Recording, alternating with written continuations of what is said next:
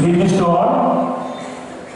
വായനയ്ക്കായി പ്രകടിപ്പിക്കുന്ന വേദഭാഗം വിശുദ്ധ മത്തായിയുടെ സുവിശേഷം 1-ാം അധ്യായം 18 മുതൽ 25 വാക്യങ്ങൾ.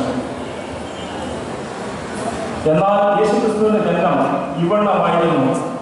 അവന്റെ അമ്മയായ മറിയ ജോസഫിന് വിവാഹം നിശ്ചയിക്കപ്പെട്ട ശേഷം അവർ കൂടി വരും മുമ്പേ പരിശുദ്ധാത്മാവിനാൽ ഗർഭിണിയായി എന്ന് കണ്ടു. അവളുടെ ഭർത്താവായ ജോസഫ് നീതിമാനാകുന്നതും അവൾക്ക് ലോകാഹ്വാനം വരുത്തുവാൻ അവന് മനസ്സിലായതുകൊണ്ടും അവളെ ഗൂഢമായി ഉപേക്ഷിക്കാൻ ഭാവിച്ചു.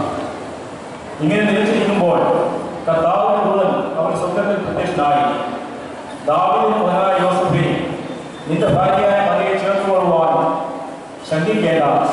അവളുടെ ഉത്പാദനമായത് പരിശുദ്ധാത്മാവിനാലാകുന്നു. അവൾ ഒരു മകനെ പ്രസവിക്കും. അവൻ തന്റെ ജനത്തെ അവരുടെ പാപങ്ങളിൽ രക്ഷിപ്പാനിരിക്കൊണ്ട് നീ അവന് യേശു എന്ന് പേരിടണം എന്ന് പറഞ്ഞു. കന്യ ഗർഭിണിയായ മകനെ പ്രസവിക്കും. അവരെ ദൈവം നമ്മോടുകൂടെ എന്നർത്ഥമുള്ള ഇമ്മാനുവേൽ എന്ന് പേരുവിളിക്കും എന്ന് കർത്താവ് പ്രവാചകന്മാർ അരുളി ചെയ്ത് നിവൃത്തിയാകുവാൻ ഇതൊക്കെ സംഭവിച്ചു. ജോസഫ് ഉറക്കമുണർന്നു. കർത്താവിനെ കൽപ്പിച്ചതുപോലെ ചെയ്തു.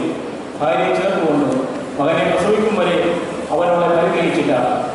മകന് അവൻ യേശു എന്ന് പേർ വിളിച്ചു.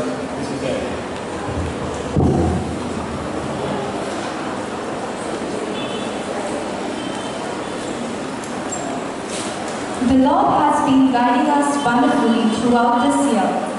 Let's hear